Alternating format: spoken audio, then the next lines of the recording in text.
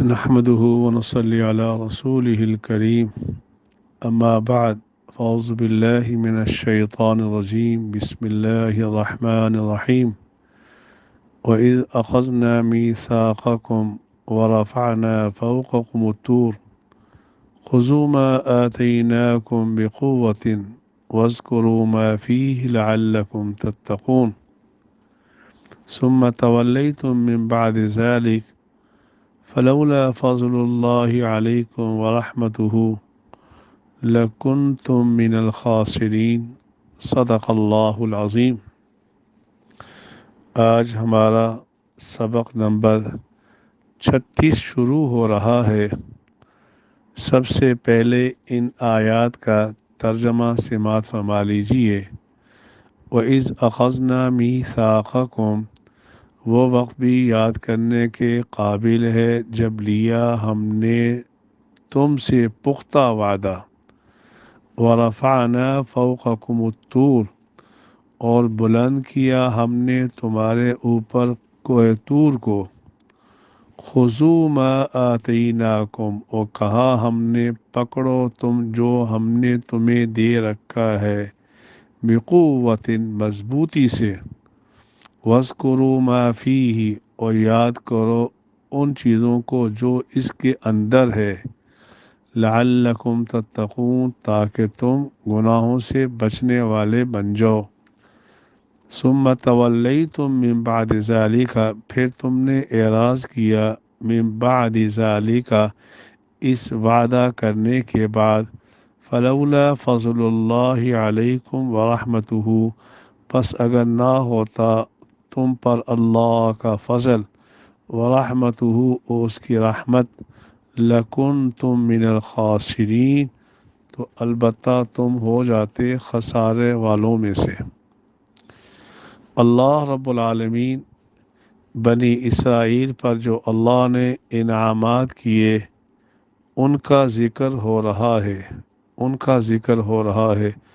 اللہ تعالیٰ کے انعامات کی بھی انتہا، ان بدماشوں کے انکار کی بھی انتہا، تو اس کا ذکر ہے۔ وہ وقت بھی یاد کرنے کے قابل ہے جب ہم نے تم سے پختہ وعدہ لیا۔ روایات میں آتا ہے، حضرت ابن عباس رضی اللہ تعالی عنہ کی روایت ہے، ان موسیٰ علیہ السلام، حضرت موسیٰ علیہ السلام ان کے پاس احکامات الہیہ لے کے آئے، تو ان بد نصیبوں نے یہ سمجھا کہ بعض احکامات بڑے سخت ہیں، اس کے قبول کرنے سے انہوں نے انکار کیا۔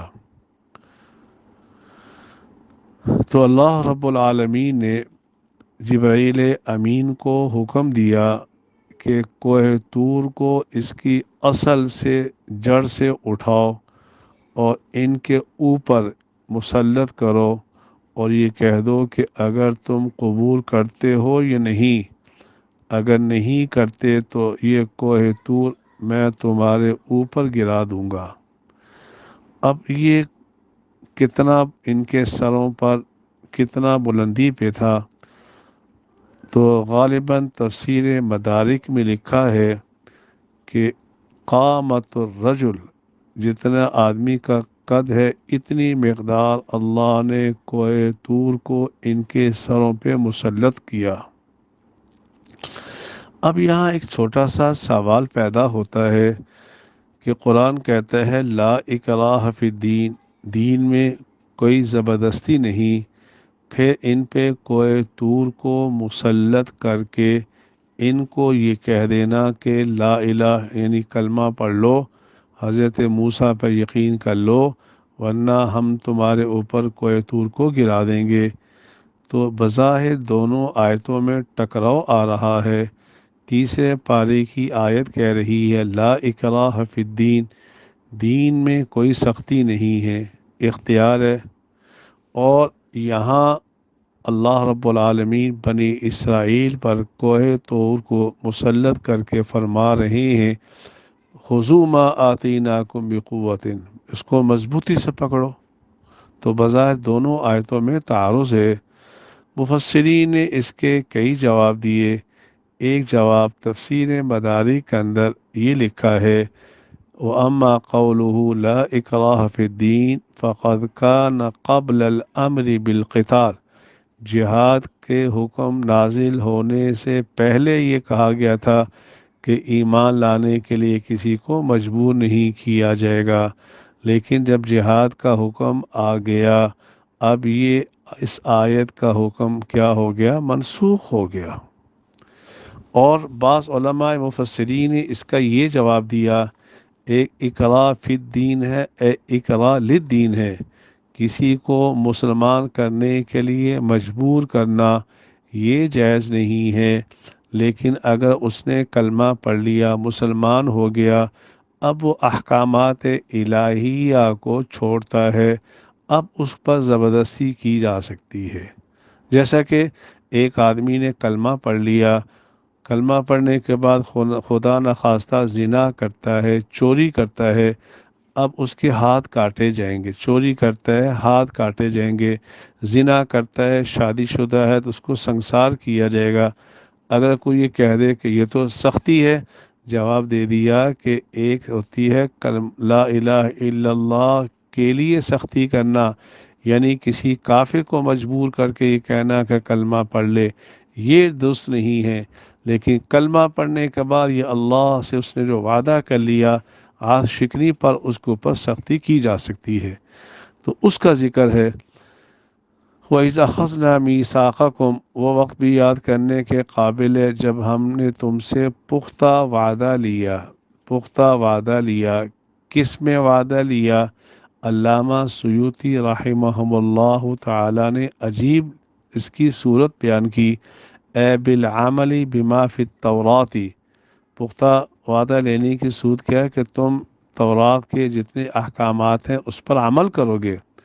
وَرَفَعْنَا فَوْقَكُمُ الطُّورَ، اور ہم نے تمہارے اوپر کوہ طور کو مسلط کیا۔ خُذُوا مَا آتَيْنَاكُمْ بِقُوَّةٍ، پکڑو ان احکامات کو جو ہم نے تمہیں دیے، بِقُوَّةٍ بِجُهْدٍ، معنی کیا مضبوطی کے ساتھ، وَاذْكُرُوا مَا فِيهِ، اور یاد کرو جو کچھ اس کے اندر، جو اس کے اندر اعمال ہیں۔ وَاذْكُرُوا مَا فِيهِ اے بالعمل بِهِ۔ علامہ سیوطی نے عجیب جواب دے دیا کہ صرف ذکر کرنا کافی نہیں، بلکہ ذکر سے مراد یہ ہے اس پر عمل کیا جائے، ان احکامات پر، لعلکم تتقون، تاکہ تم گناہوں سے بچ جاؤ، جہنم کی آگ سے بچ جاؤ۔ ثم تولیتم، پھر تم نے روح گردانی کی، ثم تولی من بعد ذالک، اس وعدہ کرنے کے بعد، فلولا فضل اللہ علیکم ورحمتہ، پس اگر نہ ہوتا اللہ کا فضل اور اس کی رحمت۔ علامہ روح المعانی نے عجیب فضل اور رحمت کے اندر فرق نقل کیا۔ فضل کسے کہتے ہیں، رحمت کسے کہتے ہیں؟ فرماتے ہیں الفضل التوفیق للتوبہ، اللہ اکبر۔ فضل کسے کہتے ہیں؟ اللہ کسی کو توبہ کی توفیق دے دے وے، اس کو فضل کہتے ہیں۔ ورحمتہ، رحمت کہتے ہیں اس توبہ کو اللہ قبول فرما لے، اللہ اکبر۔ اور اگر اللہ کا تم پہ فضل نہ ہوتا، یعنی اللہ تمہیں توبہ کی توفیق نہ دیتے، میرے بھائیوں، میرے دوستوں، میری بہنوں، اللہ جسے توبہ کی توفیق دے دے، یہ سمجھ لے کہ اللہ نے اس کے ساتھ فضل کا معاملہ فرمایا۔ ورحمتہ، اور اللہ نے اگر اللہ کی تم پہ رحمت نہ ہوتی، رحمت کا معنی ہے توبہ کا قبول کرنا، والرحمت قبولها۔ اور مفتی بغداد نے، علامہ علوسی رحمہ اللہ تعالی نے ایک معنی ولولا فضل اللہ علیکم ورحمتہ کا معنی یہ کیا ہے، او الفضل والرحمت، فضل اور رحمت سے مراد رسول اکرم صلی اللہ علیہ وآلہ وسلم کو اس دنیا فانی میں بھیج دینا۔ اگر اللہ کا فضل نہ ہوتا تم پر اور اس کی رحمت نہ ہوتی، لَكُنْتُم مِّنَ الْخَاسِرِينَ، البتہ تم ہو جاتے ہلاک ہونے والوں میں سے۔ میرے دوستوں، بزرگوں، بھائیوں، آج اللہ کا ہم پر کتنا فضل ہے، اللہ کا ہم پہ کتنا فضل ہے کہ اللہ نے ہمیں توبہ کی بھی توفیق عطا فرما دی، توبہ کی بھی توفیق عطا فرما دی۔ اگر وہ توبہ کی توفیق نہ دیتا تو ہمارا کیا بنتا۔ اللہ ہمیں توبہ کرنے کی توفیق عطا فرمائے۔ وآخر دعوانا ان الحمد للہ رب العالمین۔